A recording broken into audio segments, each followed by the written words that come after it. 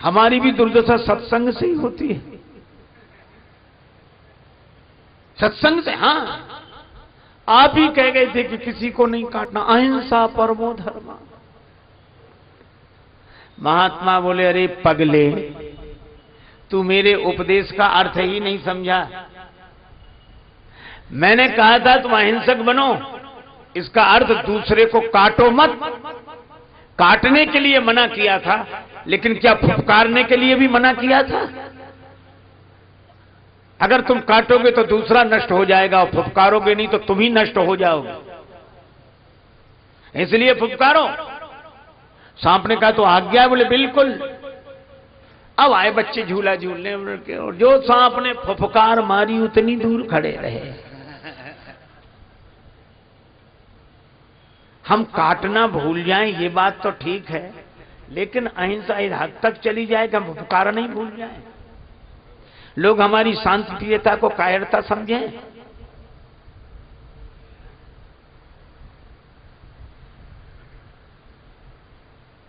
हमारे यहां के जितने भगवान हैं, जितने अवतार हैं, आप देखो सभी के हाथ में शस्त्र हैं।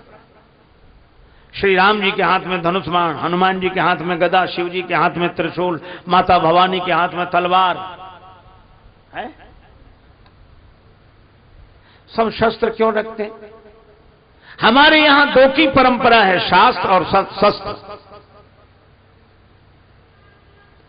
हम लोग पहले शास्त्र से सबको समझाते हैं। शाह में दो डंडे लगते हैं, वो सा रहता है ऐसा, और दो डंडे, आधा रा वाला सा, फिर त्रा, शास्त्र। तो हम शास्त्र से समझाते हैं, हनुमान जी की तरह विनती करो जोरी कर रावण। लेकिन जब कोई शास्त्र से नहीं समझता, हमारी खिल्ली उड़ाता है,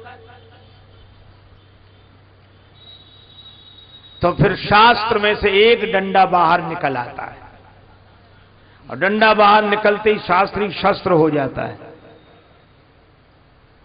तो हम शास्त्र शस्त्र दोनों से समझाते हैं, लेकिन पता नहीं हम लोगों को क्या हुआ, शास्त्र रह गए, शस्त्र तो गायब ही हो गए। शास्त्र आस्था की स्थापना करता है समाज में, और शस्त्र के द्वारा व्यवस्था होती है। और यही कारण देखो, रामचरितमानस बड़ा अद्भुत ग्रंथ है, बहुत अनुपम ग्रंथ है। श्री हनुमान जी भेजे गए लंका में, और हनुमान जी ऐसे संत हैं कि जो कहा सो सहा। रावण अपशब्द बोलता है और हनुमान जी विनती करो जोरी कर राम। संत का यही स्वभाव है कि वो सब सहता है। खोद खाद धरती सहे, काट कूट बन राय, कुटिल वचन साधु सहे, सबसे सहा न जाए। तो हनुमान जी साधु हैं, और जब साधु से रावण नहीं माना, शास्त्र से नहीं माना, तो शस्त्र रूप में, सिपाही रूप में अंगद जी को भेजा। अब देखो सिपाही की शैली अलग है। हनुमान जी 10 सवाल रावण पूछे तब एक का जवाब दें बड़े मुश्किल से, हाथ जोड़ के। और अंगद जी, हनुमान जी को लोगों ने लात मारी, मारे चरण करें वो हांसी, पर हनुमान जी कुछ नहीं बोले। संत हैं, सब सह लेते हैं। पर अंगद जी को रावण के बेटे ने लात उठाई, मार नहीं पाई। तई अंगद का लात उठाई, और अंगद जी ने गही पद पटके भूमि भमाई। लात उठाई, वही पकड़ के फिरा के जो जमीन में पटका, नीचे गिरते ही ऊपर गया। और जो राक्षस समझ रहे थे कि वही बंदर आया, जो देखा वो बंदर नहीं है, वो नहीं है। रास्ता बिना पूछे अंगद जी को रास्ता, इधर से इधर से इधर से जाइए, इधर से। अंगद जी ने सोचा हम रास्ता पूछ ही नहीं रहे, बता काहे को रहे। लोग बोले हम तो इसलिए बता रहे हैं कि हम तो जो पहले आए थे उन्हीं से समझ गए, पर रावण ही नहीं समझा, तो उधर ही जाओ।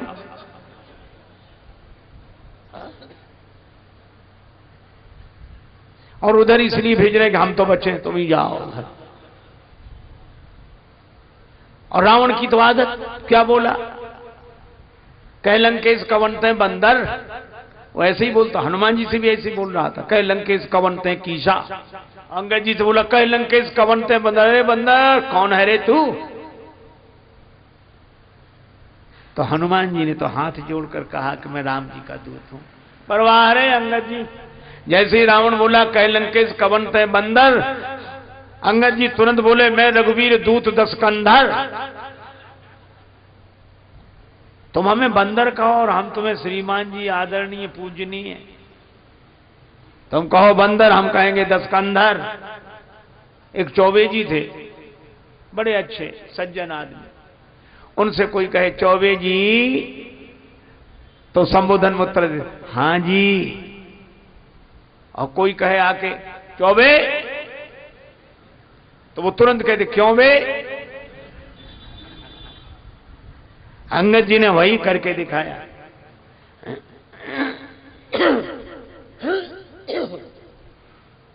जिस रावण की सभी स्तुति करते हैं, मैं प्रसंग नहीं कह रहा हूं, केवल एक बात कह रहा हूं। हनुमान जी ने भी कहा था रामचरण पंकज उर्धरो, हनुमान जी की शैली अलग है। और अंगद जी ने कहा कि मेरा चरण कोई हिला दे। कोई जब नहीं हिला पाया, बोले रावण अब तुम ही बचे हो। रावण आया, जैसे ही चरण उठाने की झुका, अंगद जी ने तुरंत पांव हटा लिया। बोले भाई ऐसे ही झुको, लेकिन चरण राम जी का पकड़ो। हम अपना चरण नहीं पकड़ाना चाहते, झुकना सिखाना जानते हैं। राम जी के चरण पकड़ो। यह है हमारा भारतवर्ष। लक्ष्मण जी ने यही कहा कि कोई कुछ करता रहे, कोई कुछ बकता रहे, आप चुपचाप बैठे रहो। तो लक्ष्मण जी हैं युद्ध के पक्ष में, ताकि इन आतताइयों को सजा मिले। और राम जी कहते युद्ध का परिणाम बुरा, मत करो। अच्छा, हमारे सामने भी यही समस्या है,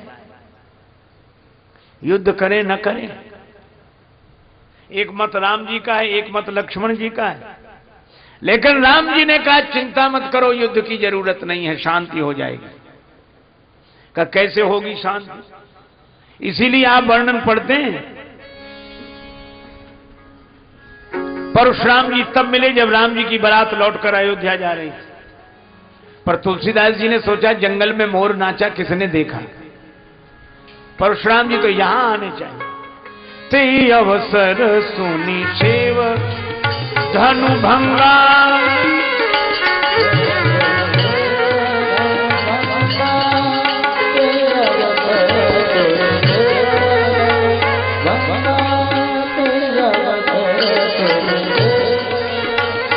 भंगा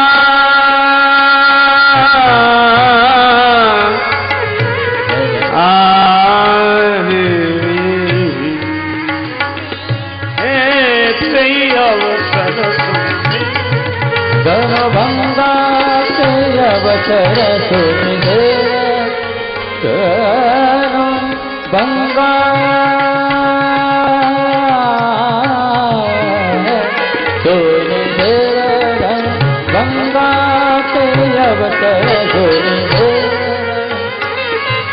ते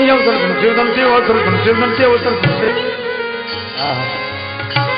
शिवधनु भंगा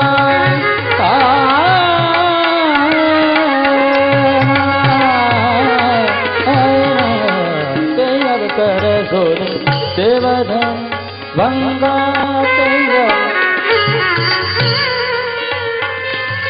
शिवधनु भंगा आयो रघुकुल कमल पतन, ते अवसर सुन शिवधनु सुन शिवधनु सुन।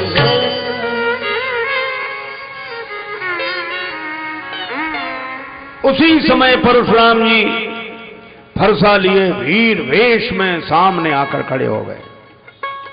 अब आप कल्पना करो, ये पिंडाल है, चारों तरफ 4 दीवारी हो, दरवाजा एक, उसी में परशुराम जी खड़े हो। तो जो राजा लोग आवाज लगा रहे थे, ले छुड़ाए सीए कह को, यही तो कह रहे थे, और सीता जी को छुड़ा लो। अब जो हाथ ऊपर उठाए थे बोल रहा था, और जो उसने परशुराम जी को देखा, हाथ ऊपर का ऊपर, मुंह बंद न हो। बगल वाले ने कहा क्या हुआ, हिम्मत से बोलो, हम तो साथ में, बोलो बोलो। अब वो बोले क्या उधर ही देखे। अब बगल वाले ने देखा, जो देखा परशुराम, भगवान परशुराम। क्रोध में लगते, प्रणाम करने कौन जाए। जो जाए वही मरेगा,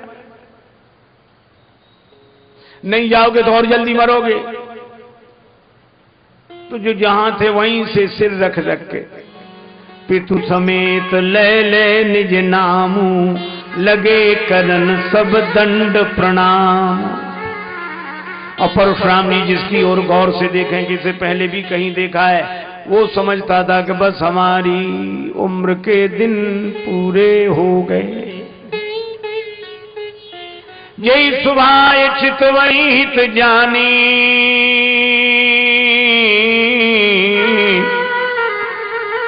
सो जानई जनु आयु खुटान।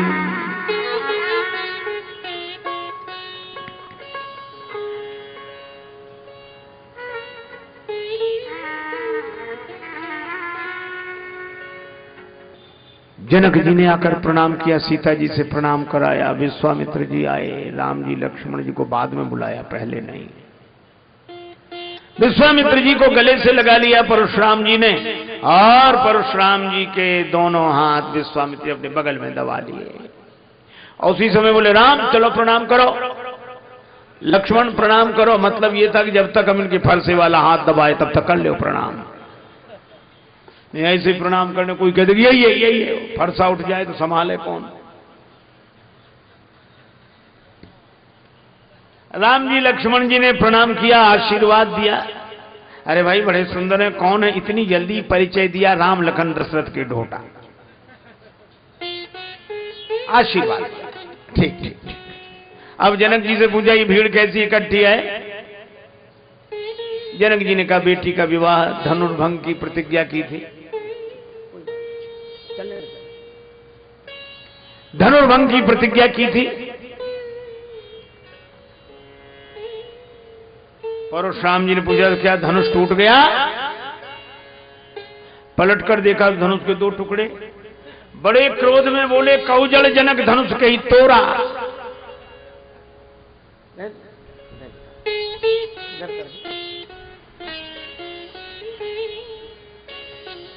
अब जनक जी डर के मारे उत्तर नहीं दे रहे हैं। अच्छा देखो, एक अति दूसरी अति को जन्म देती है, क्रोध में आती है, अति से बोले वचन कठोरा। तो जनक जी के डर में भी अति डर उत्तर देत नृपना ही, अति डर।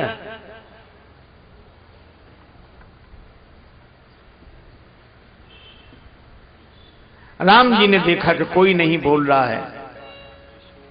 राम जी माने भारतवर्ष का आदर्श। श्री राम उठकर खड़े हुए और बड़े संयत भाव से कहा, नाथ शंभु धनु भंजनि हारा, होई है कोई एक दास तुम्हारा। आपका कोई दास होगा। परशुराम जी बोले, दास वो होता जो सेवा करे, सेवक सो जो करे सेवका, ये सेवा का काम है।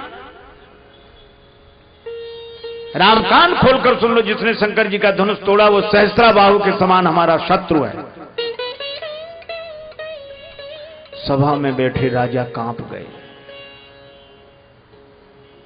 जब परशुराम जी ने फरसा दिखाया, सहस्त्राबाहु के समान हमारा शत्रु है, तो राजा लोग कहते, हे भगवान अच्छा रहा कि हमसे धनुष नहीं टूटा, न अगर धनुष हमसे टूट जाता तो इनसे कौन सुलझता। भगवान जो करते अच्छा करते, तकदीर आजमाने तो हम भी गए थे।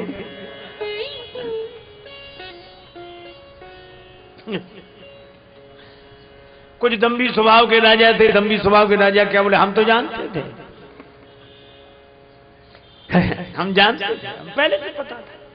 धनुष तोड़ने के बाद यही नौबत आएगी, इसलिए उन्हें जानबूझ के धनुष नहीं तोड़। नन्हे से राजकुमार राम जी धनुष तोड़ सकते, क्या हम नहीं तोड़ सकते? पर ये हमारी दूरदर्शिता है। कुछ लोग ऐसे भी दूरदर्शी होते हैं। एक आदमी रेल की पटरी पे सो रहा था, कुछ लोग समझाने गए यहाँ काहे को पड़े, बोले मरने के लिए। अरे कहा जिंदगी बड़ी कीमती है, मरो मत। बोले पक्का निश्चय। पर समझाने वाले ने देखा सिरहाने इतनी रोटियां रखे, बोले जो रोटियां काहे को रखे, बोले वाह इतना भी नहीं जानते, रेलगाड़ी लेट हो गई तो भूखों मरेंगे। कुछ लोग ऐसे भी दूरदर्शी हो।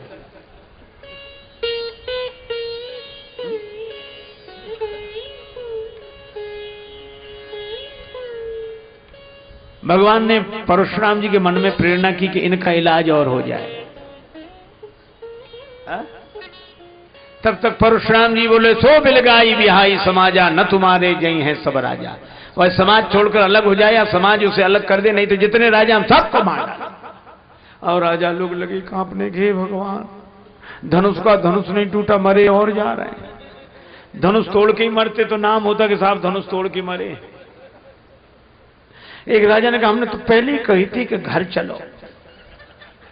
जनक जी ने भी कहा था, तजवाथ निज निज गृह जाहु। तुम ही बैठे रहे कि तमाशा देख लो। अब देखो तमाशा। लक्ष्मण जी से नहीं रहा गया।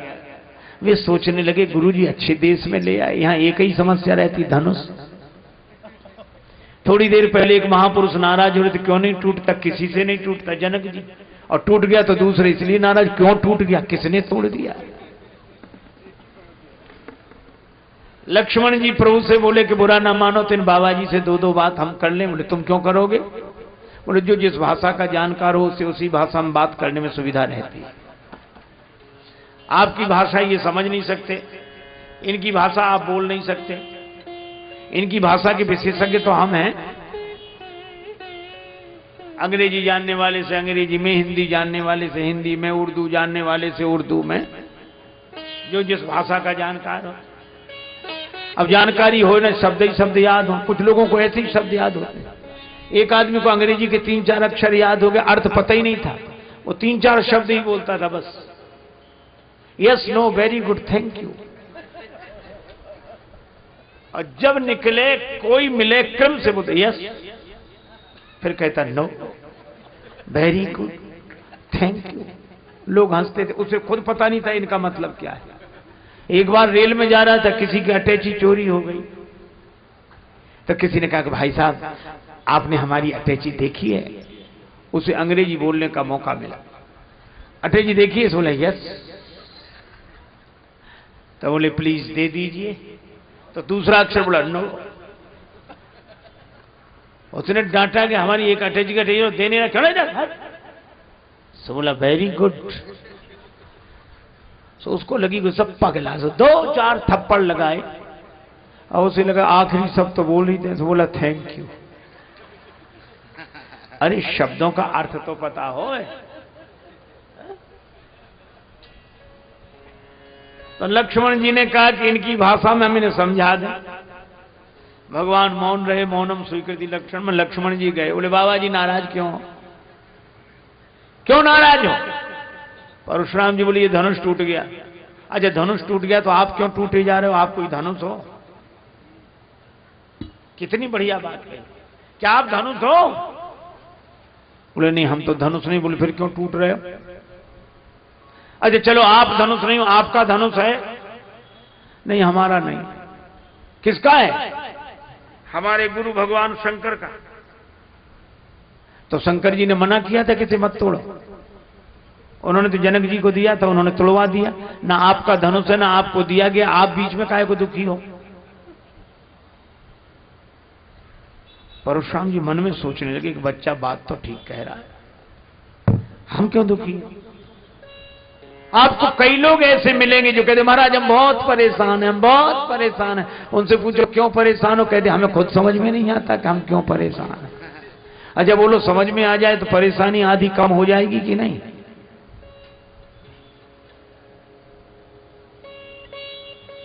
लेकिन आपको पीड़ा है, पीड़ा का अनुभव आप करते हैं, पर रोग का निर्णय डॉक्टर करता है। लक्ष्मण जी ने कहा परशुराम जी महाराज आप पीड़ा का अनुभव कर रहे हैं, लेकिन रोग कौन सा है वो मैं बता रहा हूं। और लक्ष्मण जी ने रोग बताया। बड़ा अच्छा वर्णन है श्री राम कथा में। यही धनु पर ममता,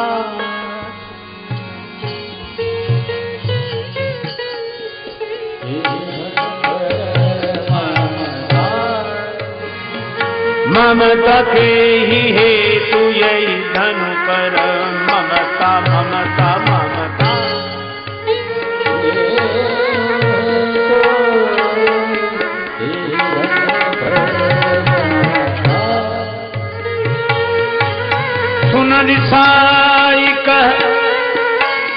रघुकुल के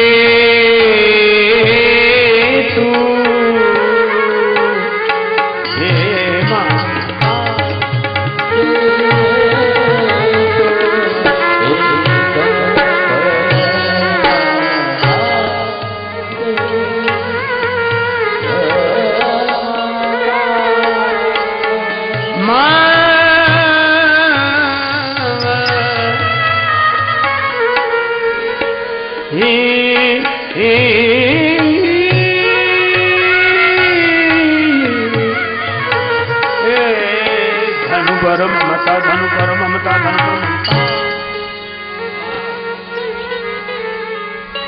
इस धनुष से आपकी ममता है और महाराज ये ममता पर चोट लगी है, ये ममता आपको दुखी कर रही है।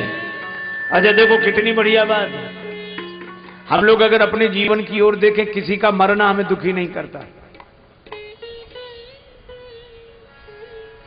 हम लोग सवेरे सवेरे अखबार पढ़ रहे होते हैं, नाश्ता कर रहे होते हैं, चाय ले रहे होते हैं, नमकीन बिस्कुट लड्डू, उसी समय अखबार सामने होता है और मान लो उसमें लिखा हो भारी भूकंप, 500 लोग मरे, रेल की भयंकर दुर्घटना, 700 मरे। हम लोग ऐसे पढ़ते रहते, कितने मरे? 700। ज्यादा मरे होंगे, अखबार वाले कम छापते हैं। चाय नहीं लिया आपने? चाय नहीं। अब भूकंप में अरे ज्यादा मरे होंगे। तो आंकड़े सरकारी आंकड़े, आप लड्डू ले, नमकीन ले। अच्छा बोलो ऐसी बातें करते कि नहीं?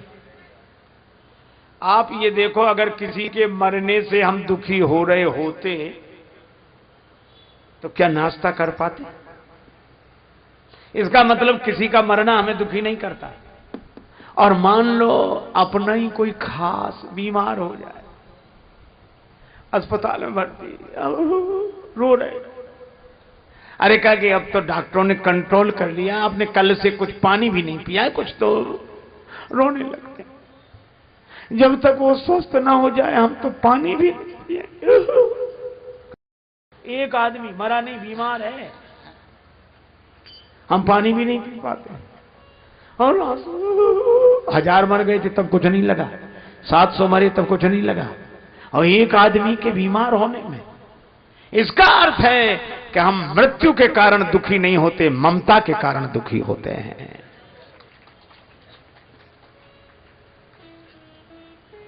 हजारों मर गए हों, कोई अंतर नहीं पड़ता। एक अपने साथ खास रहने वाला,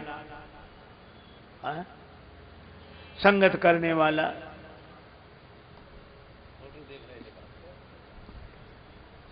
और मान लो मर जाए तो कितनी मन को समझाओ, दुख होता है ममता के कारण।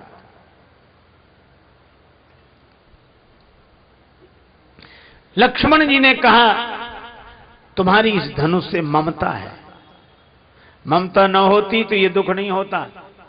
और रामचरितमानस में कहा ममता दाद, ये दाद का रोग बड़ा खराब होता है महाराज, जिन्हें होती है वही जानते हैं। दाद जब देखो तो खुजली,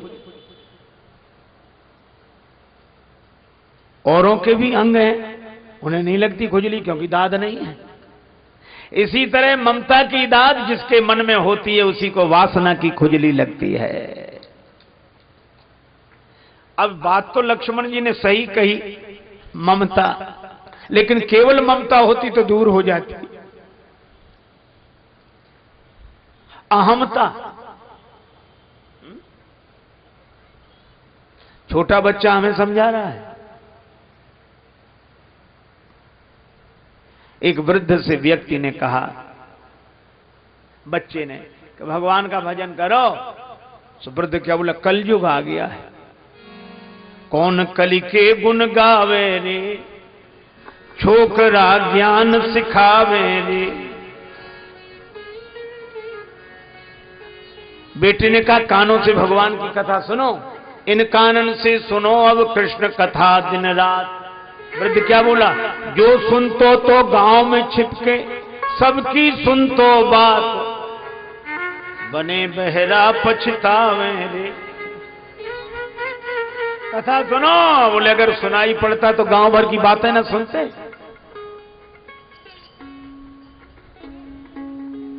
गांव में रस्सी बटने की एक यंत्र होता है, ढिरिया बोलते हैं उसको बुंदेलखंड में। उसको ऐसे रस्सी तानते हो, ऐसे ऐसे घूमता है ऐसे। युवक ने कहा माला ले लो हाथ, करते कछु नहीं कर रहे, माला ले लो हाथ। तो क्या बोला, माला को हो तो बुतो, तो ढिरिया ले तो कात, बिछावन बिन दुख पावे रे।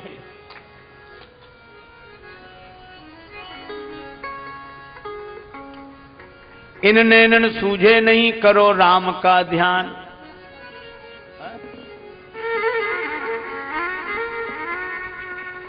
अरे बोलो जो दिखतो तो क्यों फिर तजे खेत खलिहान। उन्हीं को देखते। कलयुग आ गया। परशुराम जी को लक्ष्मण जी ने समझाया, कहने कल का छोकरा हमें समझा रहा है, रे बालक काल बस। ये अहमता है, ममता का रोग है, लेकिन अहमता उस पर उसके साथ है। बोले क्यों रे, शिव धनुष तुम्हारी छोटी बालकों की खेलने वाली धनुही के समान। लक्ष्मण जी बोले हमारी समझ से सब धनुष समान ही होते हैं। क्यों? बोले कोई धनुष वरदान नहीं लेता, सब प्राण ही लेते हैं। लखन कहा हंस हमरे जाना, सुनो देव सब धनुष समाना। अब जो सुना, परशुराम जी बोले डरता नहीं। तो फरसे की तरफ बोले चितय परस की ओरा, रेसठ सुने स्वभाव न मोरा भी। फरसे की तरफ देखा था कि ये भी देखें फरसे की तरफ। लक्ष्मण जी ने नहीं देखा। कई लोग दिखाना चाहते। एक आदमी को विवाह में अंगूठी मिट गई, सो महाराज जहां जाए अंगूठी दिखाए, पहन के साइकिल से जाए मिठाई की दुकान पर। और ये और भैया सब आराम है, ठीक है, कुशलता है, और भाई साहब ठीक है, और ठीक। लोग बड़े कोई। एक दिन गया मिठाई खरीदने, चौबे जी की दुकान थी। चौबे जी धोती पहरे, ऊपर से चादर ओढ़े बैठे। अब आया, अच्छा ये जलेबियां कैसी थी, ये इमरती, ये पेड़ा, ये लड्डू, ये। चौबे जी ने देखा ये अंगूठी दिखा रहा है। तो चौबे जी एक 5 तोले का बाजूबंद बांधे थे। तो उन्होंने अपना चद्दर हटाया और ऐसे दिखा के बोले सभी एक भाव है, ले जाओ जो ले जाओ।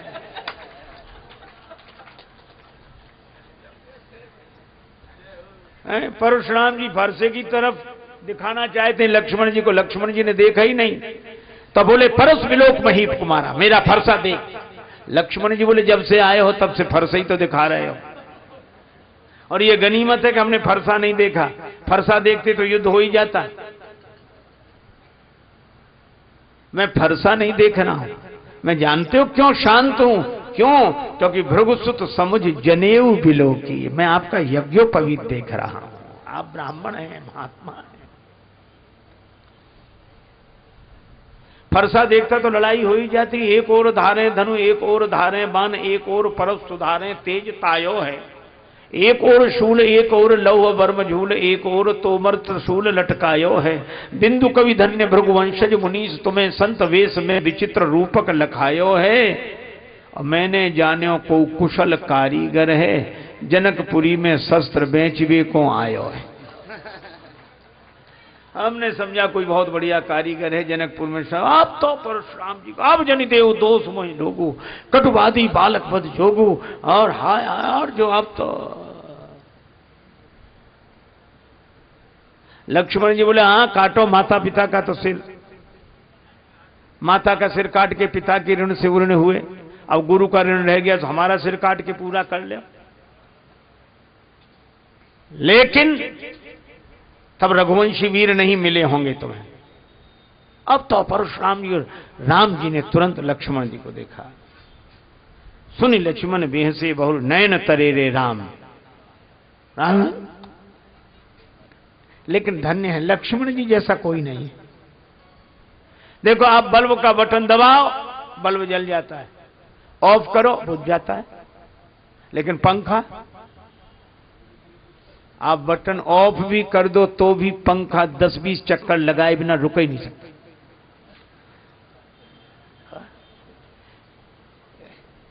दोनों का बटन आपके हाथ में। अच्छा, कभी कभी ये चलता भी नहीं है पंखा, चाहे जितना बटन ऑन करो। लोग करते ना बटन, देखते ऊपर चल ही नहीं रहा। रेलगाड़ियों में अक्सर होता था 3 टायर में, जब हम लोग चलते थे महाराज, हम लोग एक बार 3 टायर में जा रहे थे, एक आदमी आया, तो हम तो ऐसे मुंडित थे उस समय। सो आके बोला महाराज प्रणाम, खुश रहो भैया। महाराज कंगा है? तो हमने कहा हमें कंगे की क्या जरूरत है? नहीं महाराज हो तो हम, क्यों जरूरत तुम्हें क्यों पड़ी? पंखा नहीं चल रहा, वो कंगा मिल जाए तब पंखे में ऐसे ऐसे करें। है कितनी कोशिश करके चलाना पड़ता अगर जाम हो पंखा तो। जो भक्त होते हैं उनका रिमोट भगवान के हाथ में, बंद करें तो बंद, शुरू करें तो शुरू, वो भक्त हैं। और अभिमानी वो बंद करने पर भी अहंकार के कारण चक्कर में पड़े बिना माने नहीं। बल्ब बंद होता है, पंखे को बंद होना पड़ता है।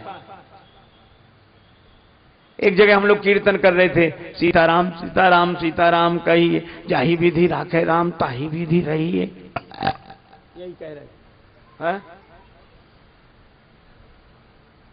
एक आदमी बड़े जाही विधि राम, अरे उनका अच्छी तरह कीर्तन करो, जाही रहिए। सो बोला रहिए क्या, रहना ही पड़ेगा और कर भी क्या सकते हैं। जब रहना ही पड़ेगा तो मजे से रह लो। लक्ष्मण जी को राम जी ने नेत्र दिखाए, लक्ष्मण जी तुरंत बैठ गए। मान लो 2 में झगड़ा हो रहा, आप एक को रोको, रहने दो, अरे तुम रहने दो। अरे नहीं साहब कैसे रहने दें, आप हाथ जोड़ रहे हैं, लेकिन गलती नहीं। मैंने एक घटना आंखों देखी, आंखों। एक जगह संगीत का कार्यक्रम था, उसके पहले हमारे द्वारा कथा हुई, और शास्त्रीय संगीत के बड़े मर्मज्ञ व्यक्ति, बहुत बड़े विद्वान तानपुरा से गाते थे। हमें शुरू से ही उत्सुकता रही तो हम लोग ऐसे बैठ गए। उन्होंने गाना शुरू किया, वाह वाह हुई रात को 12 बज रहे, क्या बात क्या बात, इतना बढ़िया गाया। और गाने के बाद बोले चाय, बोले अच्छा भी आता, चाय बन। पता नहीं किस मिजाज में थे, बोले अभी तक आई नहीं चाय। हाँ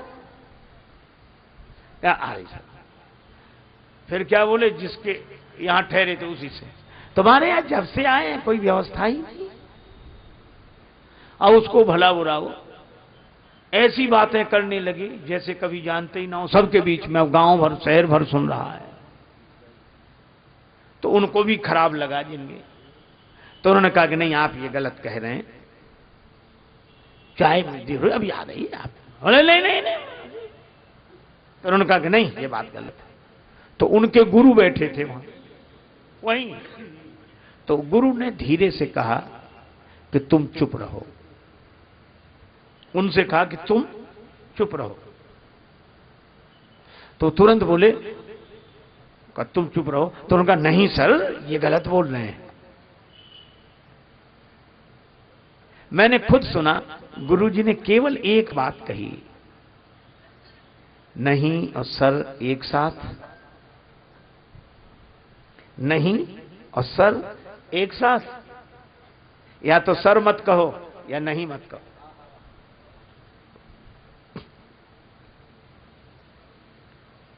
तुरंत चुप हो गए। लक्ष्मण जी के साथ यही है, नहीं और सर एक साथ नहीं, और क्रोध में भिड़ रहे हैं, कोई मना कराए कैसे, और कई बार अगर पकड़ो भी तो आदमी ज्यादा ताकत लगाता, छोड़ दो तो उतनी नहीं लगाएगा,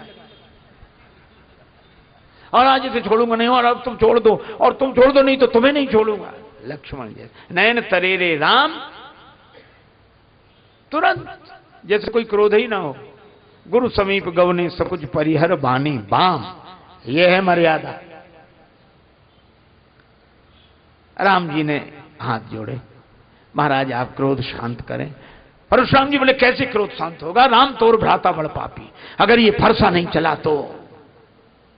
बोले अगर फरसा चलने से ही क्रोध शांत होता हो तो मेरा सिर झुका है, चलाइए फरसा। कर कुठार आगे यह शीशा।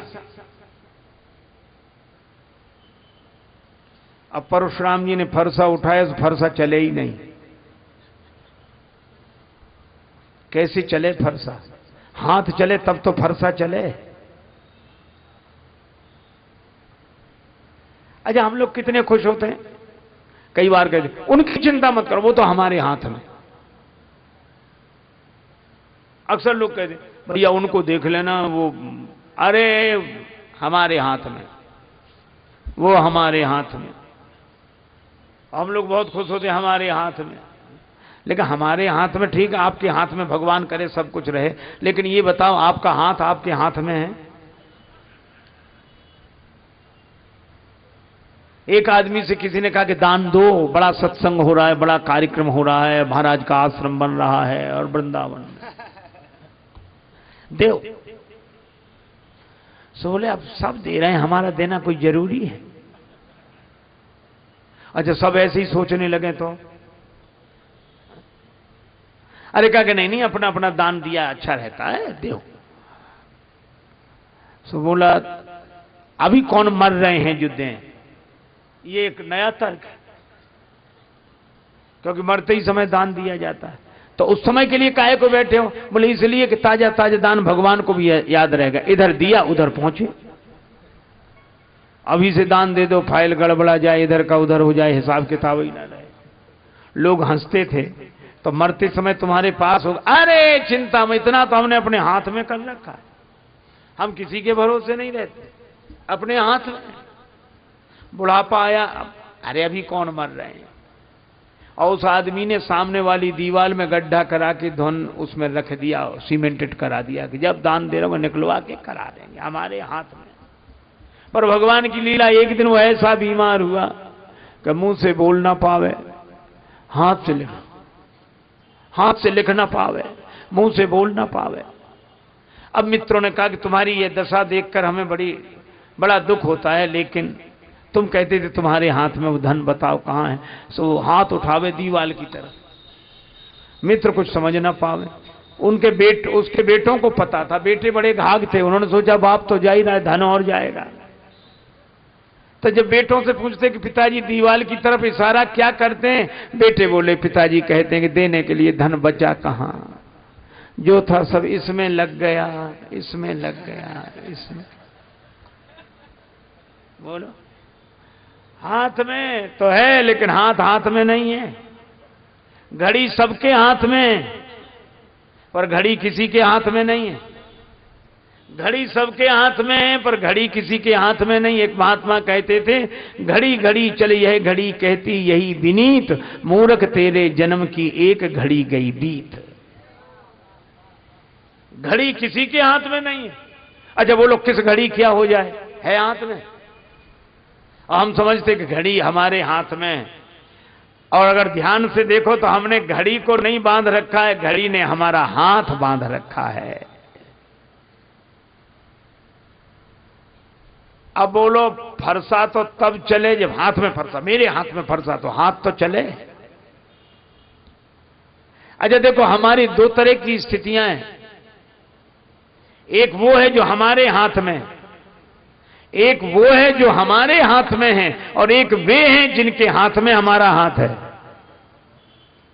और हमारे हाथ में जो है उधर जब हम देखते हैं तो मन अभिमान से भर जाता है, और हमारा हाथ जिसके हाथ में है उसका ध्यान करते हैं तो मन भगवान से भर जाता है। परशुराम जी का हाथ न चले।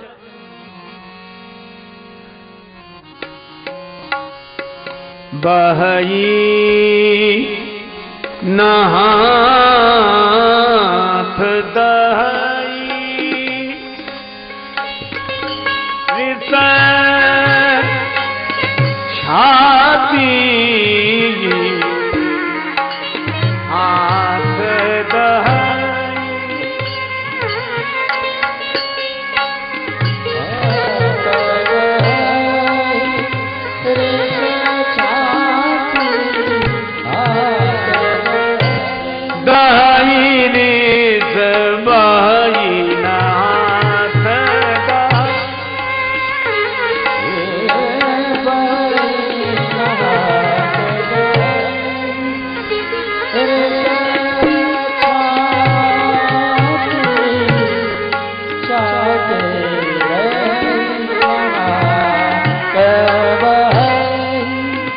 आई विष छाती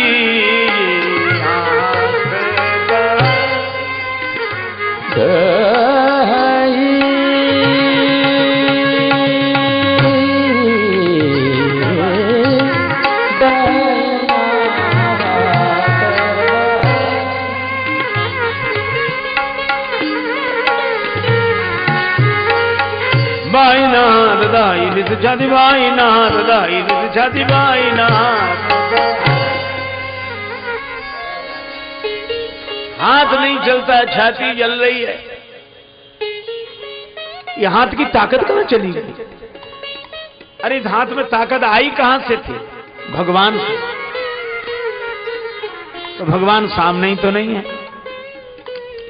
तब उन्हें लगा राम रमापति कर धनु लेऊ, राम रमापति कर धन लेऊ, है चहु मोर मिटे संदेहु, है चहु मोर मिटे संदेहु, है चहु मोर मिटे संदेहु।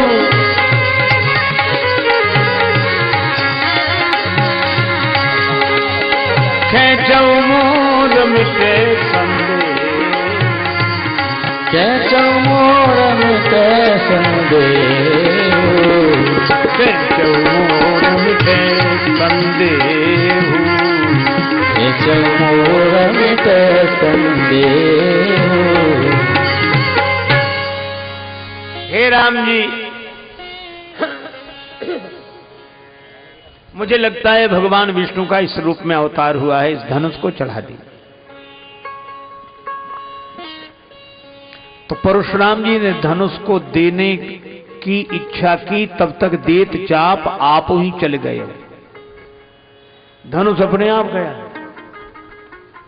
परशुराम जी को लगा कि मेरा हाथ चैतन्य ये चल नहीं रहा है और धनुष जड़ ये अपने आप चल रहा है। हाथ में चेतना है, ये चल नहीं रहा है, धनुष अपने आप चल रहा है। लक्ष्मण जी बोले सामने देख लो कौन खड़े हैं। राम जी, इनकी विशेषता क्या है? जो चेतन कहाँ जड़ करई, जड़ ही करई चैतन्य, अस समर्थ रघुनायक कहीं भजे ही जीवते धन्य। ये जड़ को चैतन्य, चैतन्य को जड़ बना देने की क्षमता रखने वाले।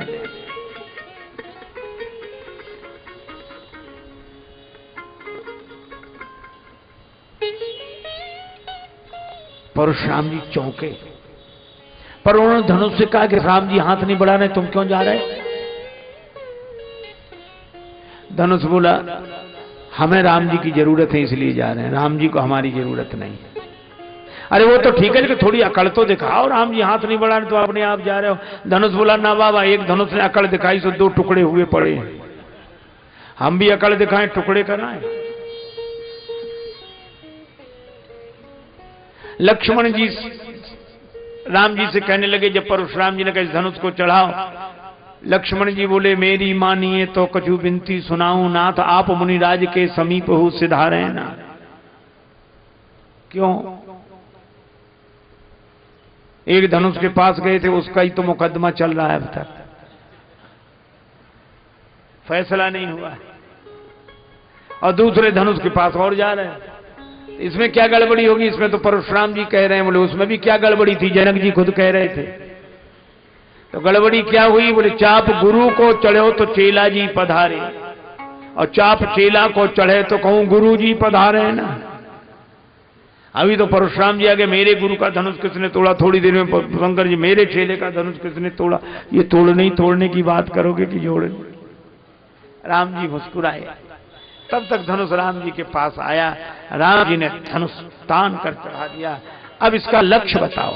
परशुराम जी हाथ जोड़कर सिर झुका दे, प्रभु इस बाण से मेरे पुण्यों को नष्ट कर दो।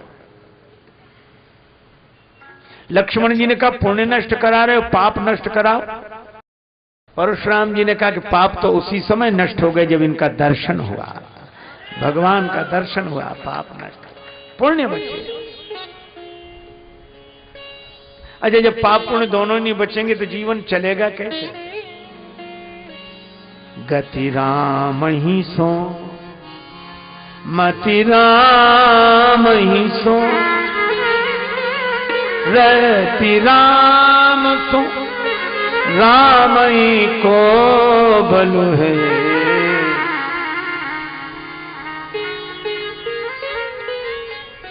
आपकी जेब में जो रुपया हो आप उसी से अपना खर्च चलाते हैं, और आपने किसी बड़े आदमी की जेब में अपना रुपया डाल दिया, दे दिया, तो फिर आपकी जेब से खर्चा नहीं चलेगा, फिर उसकी जेब से खर्चा चलेगा।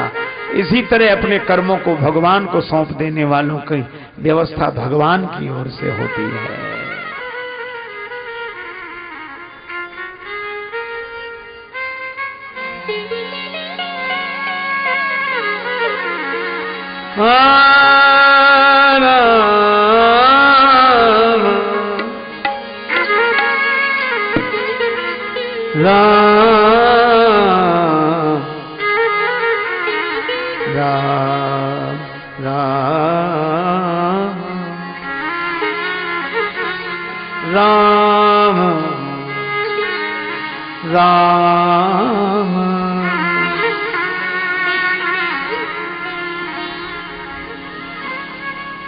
कही जय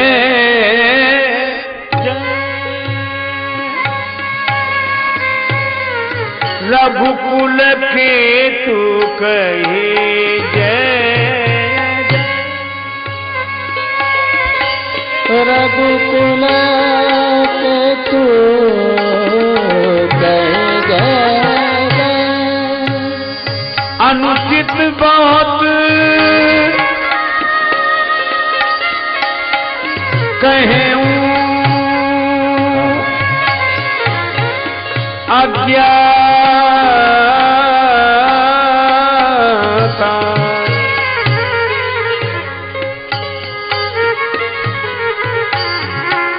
क्षमहु क्षमा क्षमहु क्षमा क्षमहु क्षमा।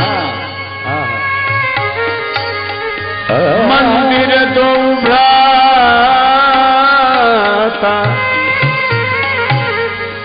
क्षमा मंदिर दो भ्राता, क्षमहु क्षमा क्षमहु क्षमा क्षमहु क्षमा।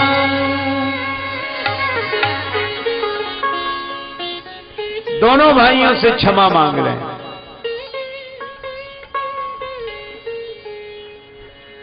पर लक्ष्मण जी भी तो क्रोध में थे, इनसे काहे को क्षमा मांगे? देखो, डाकू और डॉक्टर की एक राशि होती है, पर एक राशि होने से कोई मतलब नहीं है।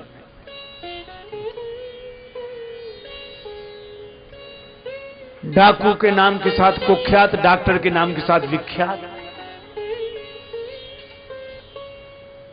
डॉक्टर को इनाम दिया जाता है, डाकू पर इनाम बोला जाता है। दोनों के हाथ में छुरी और दोनों चलाते हैं, लेकिन अंतर यही है कि डाकू जीवन नष्ट करने के लिए छुरी चलाता है और डॉक्टर जीवन बचाने के लिए छुरी चलाता है। लक्ष्मण जी ने जो क्रोध किया वो परशुराम जी के उपचार के लिए। अच्छा देखो, एक बात और बताएं आपको,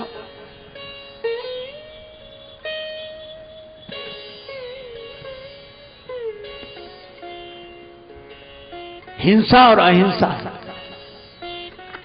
बहुत बार हमारे जीवन में अहिंसा भी हिंसा के रूप में आती है। जैसे मां कहती ना, कान पकड़ दो, निकल जा, मर जा, चला जा, ये हिंसा है, लेकिन भीतर से अहिंसा का भाव है। अध्यापक शिष्य को कहता पिटाई लगा के मार, ये अहिंसा का भाव है। लक्ष्मण जी बोल रहे हैं, भले ही कड़वा लग रहा है, लेकिन बोल रहे हैं। क्या लिखा है? बोलत लखनई, बोलत लखनई जनक डिराही। लेकिन परशुराम जी बोल नहीं रहे हैं। क्या लिखा है? भृगुपति बकही कुठार उठाए। एक बोलता है, एक बकता है।